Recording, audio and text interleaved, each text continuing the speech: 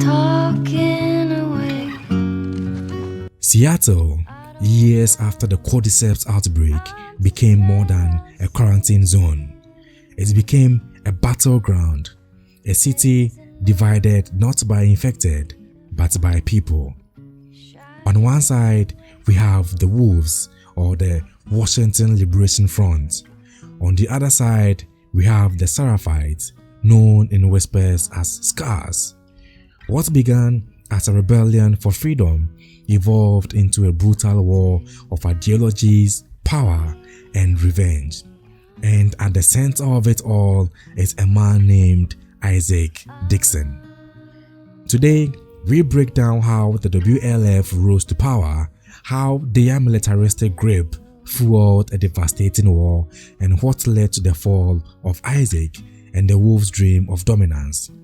My name is wasticSON, and I hope you do enjoy the video. Now, before the Wolves were feared insurgents, they were freedom fighters. When the cordyceps outbreak hit, Seattle, like many cities, fell under FEDRA's martial law. But FEDRA's heavy-handed tactics, executions, and disregard for civilians ignited resistance.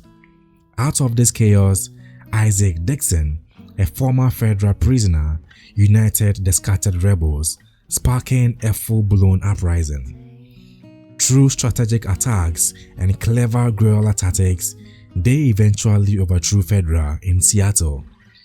What emerged from the ashes was the Washington Liberation Front, or WLF, a new regime with military precision, stockpiled weapons, and a dream to rebuild Seattle under their control. But that dream came with blood. Now, the WLF wasn't just a band of survivors, they were an army. Isaac turned the WLF into a strict hierarchical force. Commanders, squads, medics, scouts, and patrol units, each person had a role. Military drills were mandatory and firearm training began young. Discipline was everything. Even their base in the Seattle Stadium was militarized with barracks, training zones, and armories. What gave the WLF their edge was access to FEDRA's leftover arsenal, which included automatic rifles, grenades, body armor, and vehicles. They even trained dogs for training and combat. But behind the strength was something darker, a growing culture of control, fear, and obedience to Isaac's singular vision. Now, while the Wolves enforced with guns, another faction emerged from the spiritual ruins, the Seraphites. The Seraphites, or Scars, a derogatory nickname from their facial markings, rejected the old world, which included technology, modern structures, even names. They lived off the land, communicated through whistling, and believed the cordyceps outbreak was divine punishment. Their prophet, a woman whose writings became sacred texts, preached humility, simplicity, and community. When she was executed by the WLF, her martyrdom solidified their cause.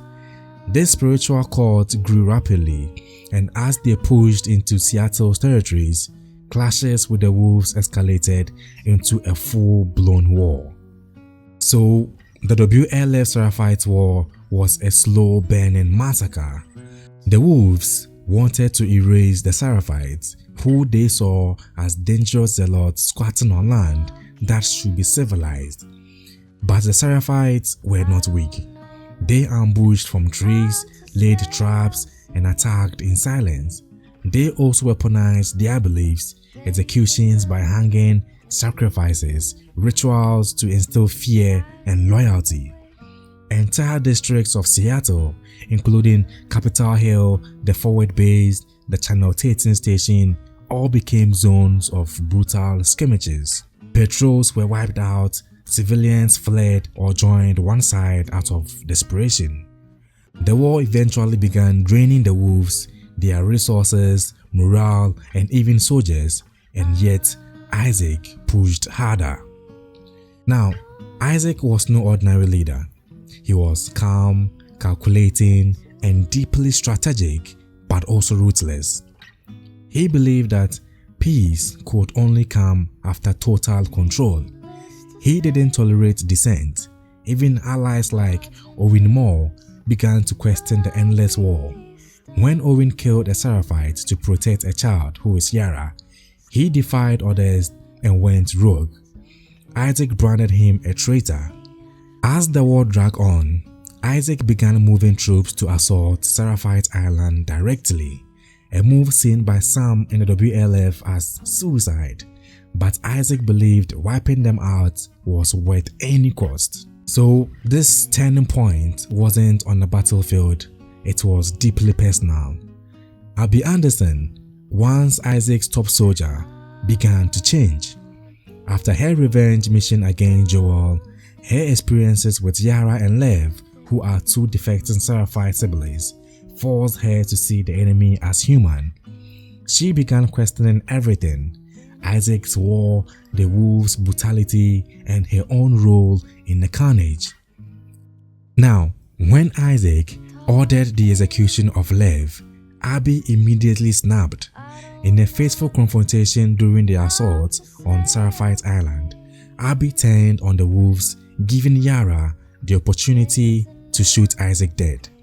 Now, Isaac's death shattered the WLF command structure.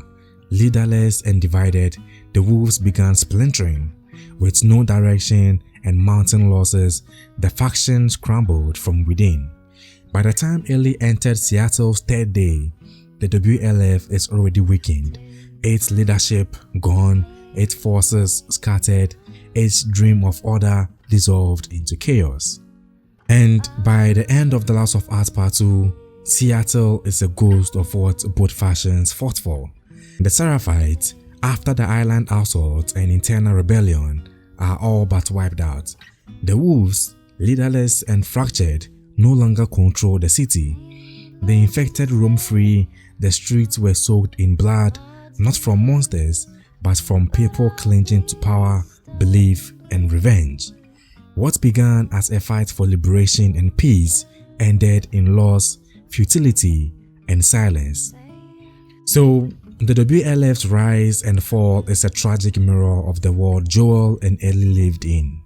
A place where hopes turn into control and control leads to war.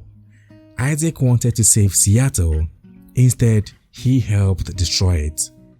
As players, we don't just walk through a war zone, we walk through the consequences of leadership, ideology, and dehumanization. Seattle wasn't lost to the infected, it was lost to the people who refused to stop fighting. And maybe in that silence, The Last of Us speaks the loudest.